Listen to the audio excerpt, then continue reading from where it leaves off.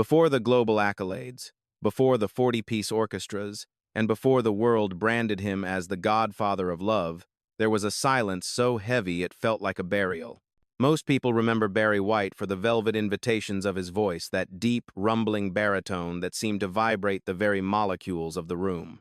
But history often ignores the fact that this voice was forged in a furnace of systemic poverty, racial friction, and raw violence. To audit the life of Barry White is to examine the cold, hard architecture of a man built for war, a man who had to steal the very music that would eventually save his life. He was not a singer who stumbled into fame. He was a strategic survivor who used sound as a perimeter fence against a world that intended to redact him from existence before he reached 20. The source code of Barry White was written in Galveston, Texas, on the 12th of September 1944. He was born Barry Eugene Carter, a name that carried the weight of a fractured lineage. But the first systemic stress test of his life occurred in the concrete labyrinth of south-central Los Angeles, specifically the district of Watts. This was a geography defined by redlining and limited resources, a place where hope was a scarce commodity. His birth certificate was the first document of instability. His mother originally registered him under her family name, Carter, only for his father to later physically cross it out and replace it with White. Two names, one fractured foundation. His mother, Sadie Marie Carter, became the primary system administrator of his soul.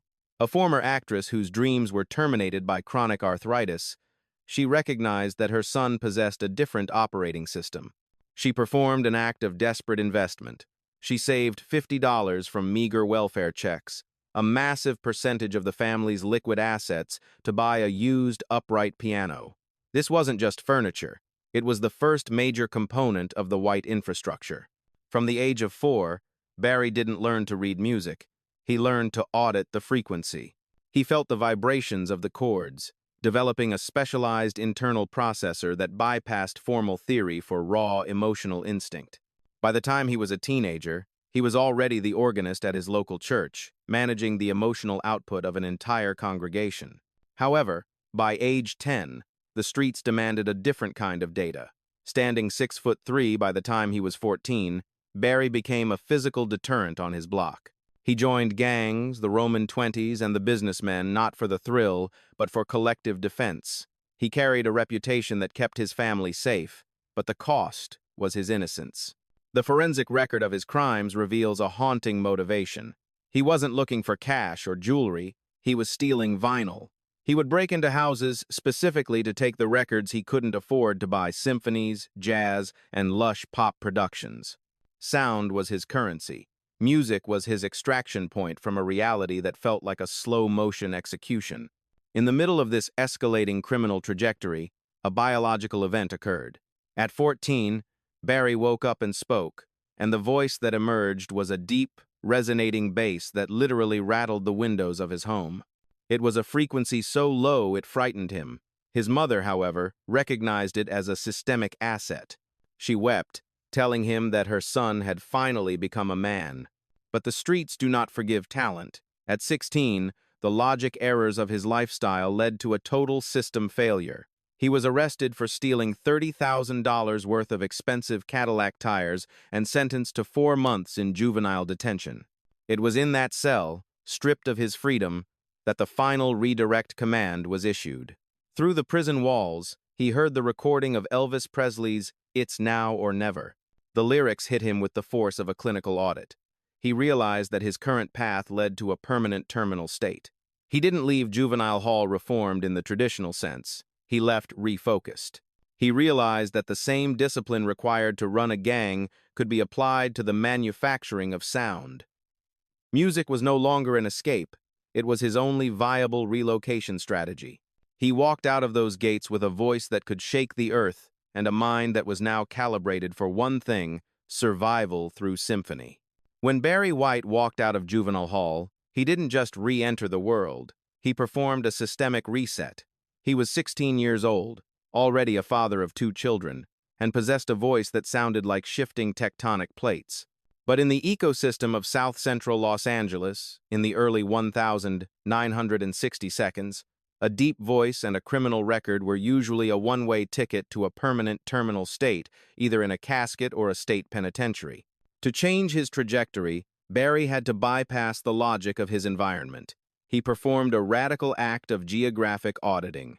Every single day, Barry would leave the war-torn grid of Watts and walk. He didn't walk to the local corner to hang out with his former gang members. He walked toward Hollywood. It was a 15-mile journey, a grueling 3-hour trek one way under the relentless California sun. He crossed through invisible borders of race and class, moving from streets defined by gunshots and sirens to streets defined by palm trees, clean glass, and possibility. He would stand on the sidewalks of Hollywood Boulevard for hours, silent and observant, auditing a world that didn't smell like poverty or desperation. This was his visual calibration. He was feeding his internal processor with new data, reminding himself that there was a reality beyond the survival code of his neighborhood. He watched how people dressed, how they talked, and how the architecture of success was built. He was a spy in the house of the elite, taking notes on the life he intended to claim. But while he was chasing this dream, the hardware of his daily reality was still failing. He was working menial jobs, washing cars, working in warehouses, struggling to feed a family that was growing faster than his income. He began to integrate himself into the local music scene, joining vocal groups like the Upfronts, the Majestics, and the Atlantics. He was the subwoofer of these groups, providing the deep bass frequencies for local records like Little Girl on the Lumtone label. He was learning the mechanics of the recording booth, the subtle physics of how a voice hits a ribbon microphone, the social engineering required to navigate a high-pressure session, and the art of harmony. But the financial yield was negligible. He was a man with a Ferrari-grade instrument trapped in a low-rent engine. In August 1965, the systemic pressure of Los Angeles finally exploded. The Watts Riots turned his neighborhood into a tactical combat zone. For 6 days, the sky was a bruised orange with the smoke of hundreds of fires. The operating system of the city had crashed. Barry watched from his doorstep as his friends and peers were redacted from history in the flames of civil unrest. Among the casualties was his close friend, singer Charles Pfizer of the Olympics, who was shot by the National Guard. The trauma of the riots issued a clear, undeniable execution command. If Barry didn't leave the streets now, the streets would liquidate him. Seeking a way out, Barry took a job as a road manager for singer Earl Nelson, also known as Jackie Lee. It was a tactical retreat from the Los Angeles war zone, but it led him directly into the hostile environment of the American South. The audit of this tour reveals the brutal cost of entry for a black man in 1,960 seconds America. In Mississippi, Barry was jailed after a confrontation with locals who viewed his mere presence, a tall, powerful black man with a deep, authoritative voice, as a provocation. In Alabama, he lived under constant surveillance. In Louisiana, he sat in a dark hotel room, watching through a crack in the curtains as men in Ku Klux Klan robes performed a ritual of intimidation in the parking lot. This was Barry's social audit of the United States. He realized that the master code of the country was designed to keep men like him in a state of permanent subservience. He returned to Los Angeles with a hardened, cold resolve. He no longer wanted to be a road manager. He no longer even wanted to be just a singer. He wanted to be the system administrator. He wanted to own the room where the decisions were made. He secured a position at Mustang Bronco Records, an independent label run by Bob Keane. Barry didn't just show up to work. He began to re-engineer the label's entire output. He worked as an A&R executive, a songwriter, and an arranger. He was the one in the booth telling the orchestra how to breathe. He was the one in the office deciding which assets were worth a contract and which were corrupted data. It was during this period that Barry encountered his first major systemic failure of the industry. He found and mentored a group called the Versatiles. He spent months perfecting their frequency, but the label executives, unable to decode the brilliance of the data Barry was presenting, passed on them. The group left, changed their name to The Fifth Dimension, and became global superstars. The loss was a clinical lesson for Barry. Trust the ear. Ignore the boardroom. He realized that the industry auditors were often blind to the very talent they were looking for. He decided then that he would never again let a middleman interfere with his vision. By 1969, Barry White had performed a systemic withdrawal from the front lines of the music industry. The collapse of Mustang Bronco Records had left him cynical but heavily armed with technical knowledge. He had seen the inner workings of the business, the broken promises, the lack of vision, and the logic errors made by executives who couldn't hear the symphony in the static. He decided the only way to win was to build his own closed-loop system. He was done chasing the approval of gatekeepers. He retreated into his home, living on the thin margins of independent production, waiting for the right hardware to manifest his vision. That hardware arrived in the form of three women, Glodian James, Linda James, and Diane Taylor. When Barry first heard them sing, the industry auditors saw just another girl group in an era already saturated with them. Barry, however, performed a spectral analysis. He didn't just hear voices. He heard a specific texture that wasn't just melodic, it was atmospheric. He renamed them Love Unlimited and began constructing a sonic environment that the world had never experienced. He didn't want them to sound like the assembly line pop of Motown. He wanted a sound that possessed massive scale. He wanted orchestras that breathed like living organisms and rhythms that operated at the frequency of a human heartbeat. The audit of the 1972 debut album, From a Girl's Point of View, We Give to You Love Unlimited, reveals the first successful deployment of the White infrastructure. Barry was not just a producer, he was a sound engineer of emotion. For the single Walking in the Rain with the One I Love, he insisted on absolute realism. He used a sound effects library to find the perfect thunderclap, and he recorded a real telephone conversation to create an unprecedented sense of voyeurism and intimacy. The arrangement was cinematic, using 40 strings to create a wall of sound that felt like a warm embrace. It went platinum, proving that Barry could manufacture intimacy on a global scale. He had successfully built the atmosphere, but the system was about to force him into a role he never wanted. The most critical systemic error occurred when Barry tried to find a male artist to lead his next series of songs. He had written a collection of tracks that were deep, gravelly, and saturated with raw vulnerability. He offered them to other singers, but the feedback was unanimous. No one could replicate the data. No one possessed the sub-bass calibration required to anchor the tracks. His business partner, Larry Nunez, issued a forced command. He told Barry that if he wanted these songs to live, he had to sing them himself. Barry's resistance was rooted in a profound body image redaction. He didn't believe a man of his size, with his history, looked like a star. He preferred the safety of the control room, but Nunez pushed, eventually funding the demo sessions out of his own pocket. In March 1973, Barry White released his debut solo album, I've Got So Much to Give. The lead single, I'm Gonna Love You Just a Little More Baby, was a disruptive technology. It was slower than the funk of the era, deeper than the soul of Motown, and it forced every other record on the radio to sound thin. It reached number 3 on the Billboard Hot 100, and the Maestro was officially online. Later that same year, Barry performed the ultimate flex of power. He released an instrumental track titled Love's Theme under the name of the Love Unlimited Orchestra, a 40-piece ensemble he meticulously directed. The label fought him, arguing that an instrumental track with 40 strings had zero commercial viability in the era of high-energy disco and rock. Barry didn't argue. He simply let the frequency do the work. The song featured a wah-wah guitar pedal, played against a lush disco beat, and soaring strings, a combination that effectively invented the disco sound architecture. Love's Theme went to number 1 on the Billboard Hot 100 inches early, 1,974. It was a total market takeover. An instrumental had achieved what thousands of vocalists could not. By the end of 1,974, Barry White was the most dominant force in global music. He had 3 simultaneous revenue streams: his solo career, Love Unlimited, and the Love Unlimited Orchestra. He had transformed from a street survivor into the system administrator of love, moving from the war zone of Watts to the peak of the global charts through sheer, disciplined control of sound. By the late 1972, the global music landscape had undergone a systemic realignment.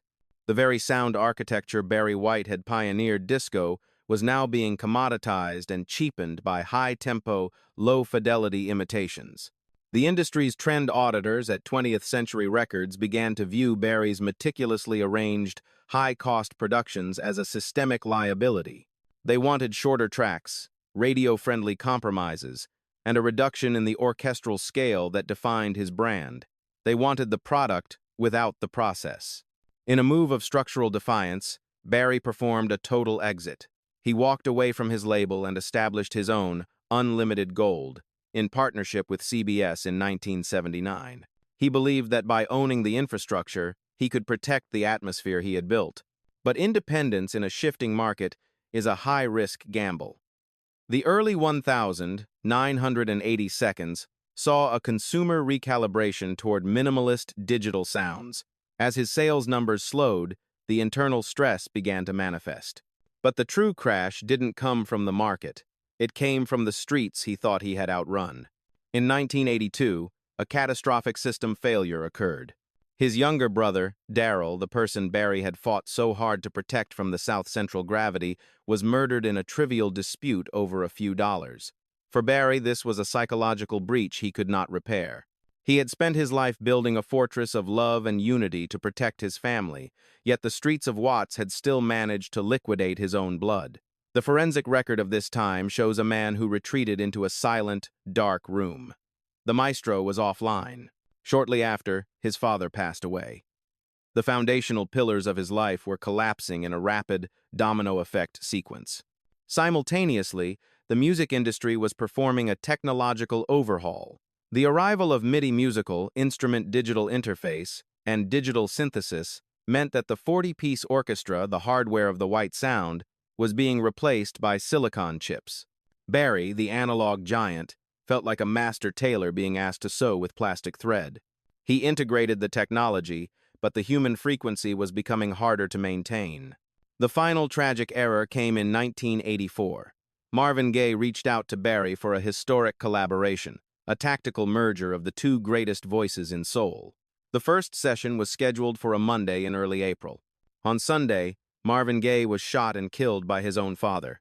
The impact on White was a total creative blackout. He had lost his brother, his father, and now his most prestigious contemporary. The forensic record of the mid-1980 seconds shows a man in a state of hibernation. His marriage to Glodian James drifted into a permanent separation, and his health, neglected for decades under the stress of 18-hour studio days and a heavy diet used as a coping mechanism, began to show signs of mechanical decay. By 1987, the industry auditors had written him off as a legacy asset, whose time had passed, a relic of a bygone era of velvet and strings. They were wrong. His frequency was merely submerged, waiting for the digital noise of the 80 seconds to clear so the world could hear the bass again. By 1990, the music industry's trend auditors had virtually redacted Barry White from the active ledger. In the eyes of the major labels, he was categorized as a nostalgia act, a high-maintenance relic of a discarded era of velvet and strings. However, the forensic reality of music is that true frequency never actually disappears. It merely waits for the cultural noise to settle. The reboot of Barry White was not triggered by a marketing team, but by a single, high-level system request from the ultimate architect of black music, Quincy Jones. Jones, who was producing his seminal Back on the Block project, understood that the new generation of R&B stars, Al B., sure, James Ingram, and El DeBarge, while talented, lacked the foundational sub-bass required to anchor a truly timeless record. He needed a sonic bedrock, a voice that carried the weight of history. He invited Barry to perform on a track titled The Secret Garden. When Barry's voice entered the mix, it acted as a systemic grounding. It provided a gravity that the digital, treble-heavy 1980 seconds had lacked. The song went to #1 on the R&B charts, and suddenly, a generation of listeners who had grown up on synthesized pop discovered the Maestro frequency for the first time. Barry White recognized this as his market re-entry point. He performed a total image calibration, emerging with a sharpened look, a sleek ponytail, and a tailored wardrobe, signaling that he was no longer a ghost of the disco past, but a modern, sophisticated icon. He signed with A&M Records, but the internal risk assessment at the label remained skeptical. They doubted that a 50-year-old baritone could compete with the high-energy New Jack Swing and the emerging hip-hop dominance of the mid-90 seconds. They viewed his return as a legacy play rather than a competitive threat. They were wrong. In 1994, he released the album that would complete his industrial resurrection, The Icon Is Love. The production was a masterclass in infrastructure hybridization. He blended his classic live string arrangements with modern hip-hop-influenced drum programming. He didn't imitate the new generation. He taught them how to execute intimacy with technical precision. The lead single, Practice What You Preach, didn't just climb the charts. It performed a total market takeover. It stayed at #1 on the R&B charts for 3 weeks and crossed over to become a massive top 20 pop hit. Barry had successfully performed a legacy patch, proving that his atmospheric architecture was not a trend, but a permanent human requirement.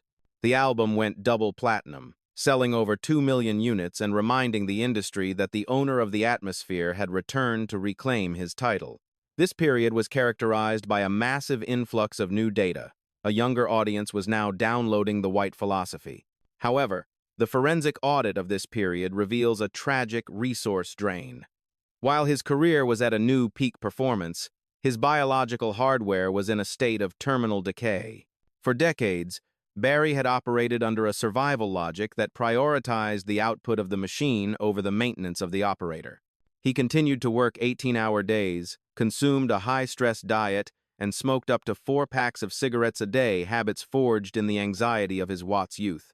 He possessed a profound doctor avoidance protocol, a common trait among those who came from poverty, preferring to ignore the warning signals of his body to keep the symphony running. By the late 90 seconds, the system logs showed critical errors, chronic hypertension, and escalating kidney disease. Yet, in 1999, he released his final studio album, Staying Power. The title was more than a song, it was a clinical statement of fact. At the 42nd Grammy Awards in 2000, the institutional auditors finally corrected a 25-year-old oversight. Barry White won his first 2 Grammys, Best Male R&B Vocal Performance and Best Traditional R&B Vocal Performance. It was the final systemic validation. After decades of being relegated to a separate room of pop music, the industry finally admitted that the Maestro was the primary administrator of the soul. But the biological breach was now beyond repair. The body could no longer keep pace with the sound it had carried for a lifetime. In September 2002, the body finally forced a total system shutdown. Barry suffered a massive stroke that impaired his speech and limited his movement. For a man whose life was defined by absolute control over orchestras, over business, and over emotion, this was the ultimate logic error. The voice that had moved millions and generated billions for the industry was suddenly silenced. On the 4th of July, 2003, while America celebrated its independence with fireworks and noise, Barry White died from kidney failure and cardiac arrest at Cedars-Sinai Medical Center. He was 58 years old. The timing was symbolic. Explosions in the sky, while a deep silence settled where a giant once stood. The physical redaction of the man was complete, but his residual frequency was only just beginning to expand. The physical redaction of Barry White on the 4th of July, 2003, did not result in a systemic shutdown. In the world of forensic musicology, the death of a creator is often the moment where their residual frequency begins its true global expansion. While the biological hardware failed, the atmospheric architecture he constructed proved to be indestructible. To audit the legacy of Barry White is to realize that he didn't just leave behind a catalog of hits. He left behind a universal operating system for intimacy, dignity, and sound that continues to function across every digital and analog platform today. The forensic data of the post-2003 era reveals a staggering level of asset integration within modern culture. Barry White remains one of the most sampled artists in the history of recorded music. His strings, his bass lines, and the specific texture of his arrangements have been surgically extracted by hip-hop's elite producers from Dr. Dre and the RZA to Kanye West and Kendrick Lamar to provide the grounding frequency for the hits of the 21st century. When a modern producer needs to inject weight or historical authority into a track, they return to the White archive. He is the invisible backbone of the modern urban sound, a ghost in the MPC providing soul for the Silicon Age. But his influence extends far beyond the technicality of a sample. Barry White performed a cultural recalibration of masculinity that has yet to be replicated. He proved that a man from the most violent streets of Los Angeles, a man who had seen the inside of a jail cell and the barrel of a gun, could project a power based on gentleness and stillness rather than outward aggression. He taught a generation of men that the deepest frequency isn't the one that screams, but the one that vibrates with enough confidence to wait for the world to listen. He replaced the hypermachismo of the streets with a maestro authority, a code of conduct that prioritized discipline, elegance, and emotional intelligence over raw, unrefined force. In the final audit, we look at the biological legacy. Despite the inevitable legal frictions and estate disputes that followed the death of a titan, the primary data remains unchanged. Barry White sold over 100 million records worldwide. He received 106 gold and 41 platinum albums, along with 20 gold and 10 platinum singles. But his most impressive statistic is one that cannot be measured by RIAA certifications, the atmospheric requirement he provided for human connection. It has been a long-standing industry joke that Barry White was responsible for a global population spike. While humorous, the forensic truth is that his music manufactured the safety required for vulnerability in an increasingly disconnected world. He was the only artist who could make a 40-piece orchestra sound as intimate as a whisper in a dark room. As the files of this audit are placed into the permanent archive, the conclusion is clear. Barry White was never just a singer, and he was never just a sex symbol. He was a tactical visionary who outran a lethal destiny by building a fortress of sound. He took the now or never command he heard in a prison cell and turned it into an eternal always. The maestro has left the building, but the atmosphere he created is still breathing. Every time a bass line rattles a window, every time a string section swells in a quiet room, or every time a voice drops an octave to speak a truth that matters, the source code of Barry White is active. He proved that you don't need to read music to write the future. You only need to be deep enough to hold the weight of the world. As the digital files of this audit are placed into the permanent cultural archive, we must address the final, most profound element of the Barry White system, the architecture of the void. In an industry that rewards speed, noise, and constant movement, Barry White's most radical contribution was his mastery of the negative space. He understood that the weight of a voice is not measured by its volume, but by the silence it commands. His legacy is not a collection of songs. It is a blueprint for how a human being can maintain dignity, authority, and intimacy in a world designed to fragment and distract us. The forensic conclusion of his life reveals a man who successfully performed a systemic extraction.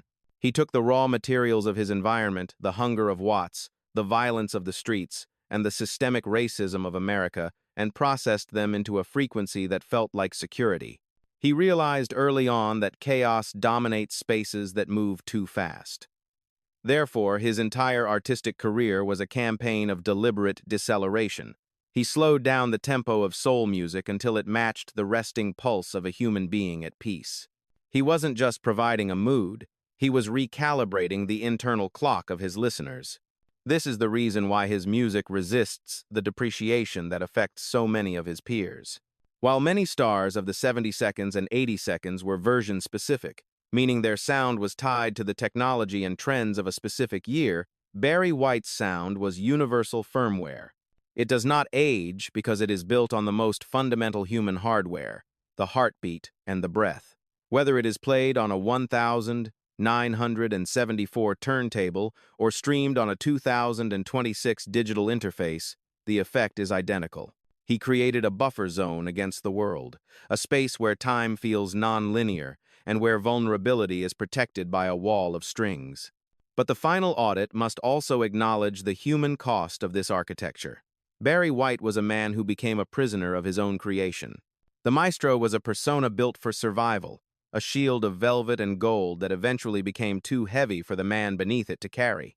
He spent his life ensuring everyone else felt safe and loved, while he himself struggled with the isolation of the control room. He was a man who gave the world the soundtrack to intimacy, but lived much of his final years in a state of professional and personal seclusion. However, the data persistence of his work is undeniable. Barry White proved that you do not need to read music to write the future. You only need to be deep enough to hold the weight of the world. He taught us that stillness is power. He showed us that a man can be powerful without being aggressive, and that love can be a discipline of steel rather than a sentiment of glass. The maestro has left the building, and the biological machine has ceased to function, but the atmosphere remains online. Every time a bass line vibrates a floorboard, every time a string section swells to fill a quiet room, and every time a voice drops an octave to speak a truth that matters, the source code of Barry White is active. He didn't just sing for us. He built a room for us to stay in, and in that room, the frequency of love is the only law.